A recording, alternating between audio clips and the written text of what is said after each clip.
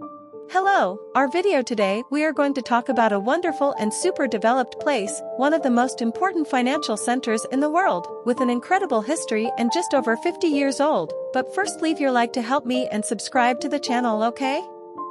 Let's go! Known as the Pearl of Asia, Singapore is one of the world's largest financial centers with a GDP of $340 billion.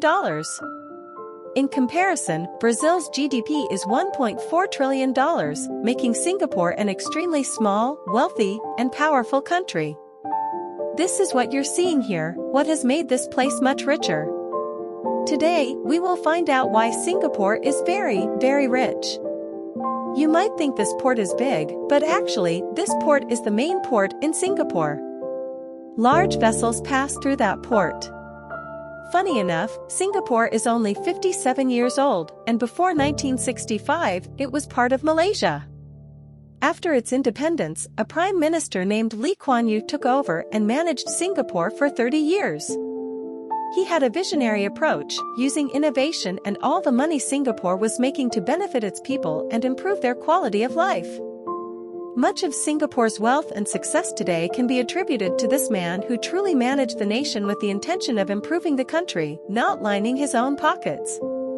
Interestingly, the richest Brazilian in Brazil lives here in Singapore. His name is Eduardo Saverin, the co-founder of Facebook. Nowadays, he's not as rich because Facebook's stocks are falling. To better understand this economic chess game, we came to a gallery in the city of Singapore to see what the guys here are planning for the future of the city. Well, right at the entrance of this place, there's an interactive map with lights showing all of Singapore, the country, showcasing the power of Singapore and some future plans. For example, they want to have more trees than people, and by 2030, they want every house to be within 10 minutes walking distance from a park so that people can easily walk to a park. There are many other innovative ideas that this country has, and just by looking at the map that the government is providing, you can follow the future plans they are making for their citizens. As I mentioned to you, Singapore is an extremely privileged location on planet Earth. You can see that the ships leaving China pass exactly through Singapore to continue on to the other side of the world.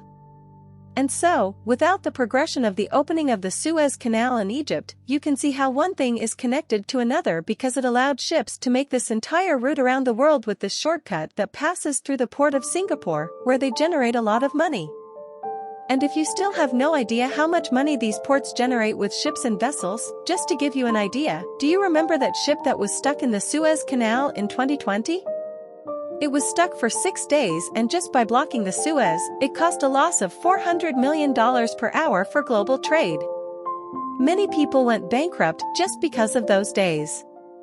In addition to the port, this country is also giving various incentives for billionaires to come and bring their money here, and they are also signing various free trade agreements with giant countries such as the United States, China, and the European Union.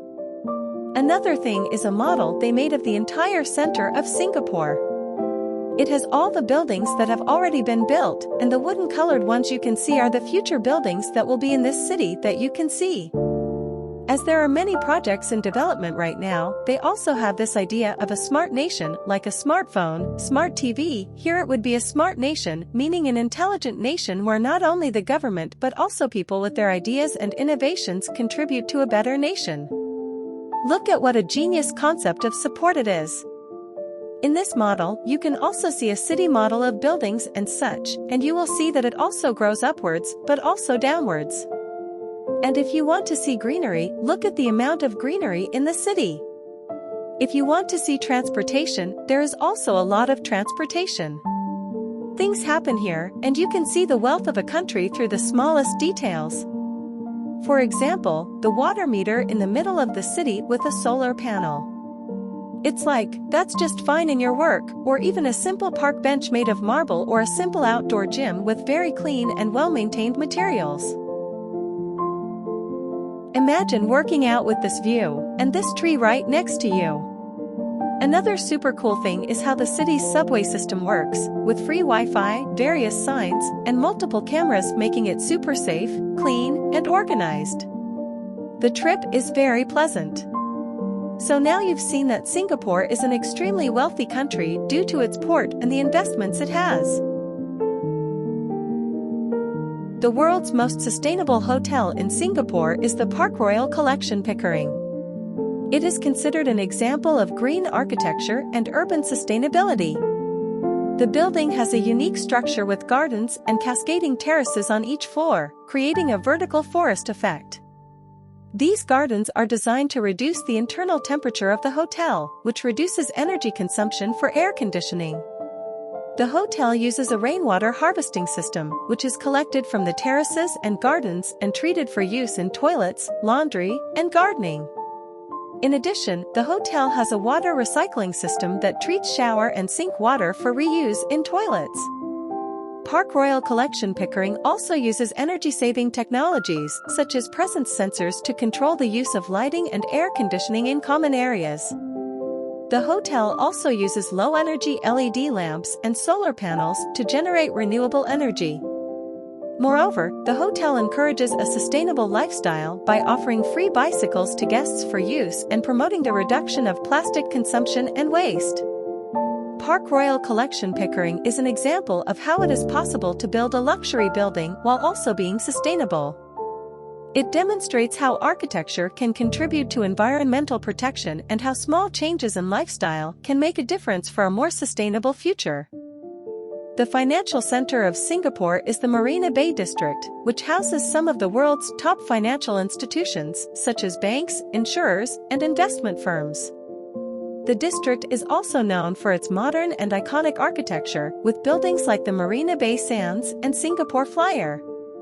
With a highly developed economy and a robust financial center, Singapore is an attractive destination for companies and investors from around the world. If you have a desire to visit Singapore, pack your bags and enjoy the beautiful landscapes and architecture of this city, as we can show you.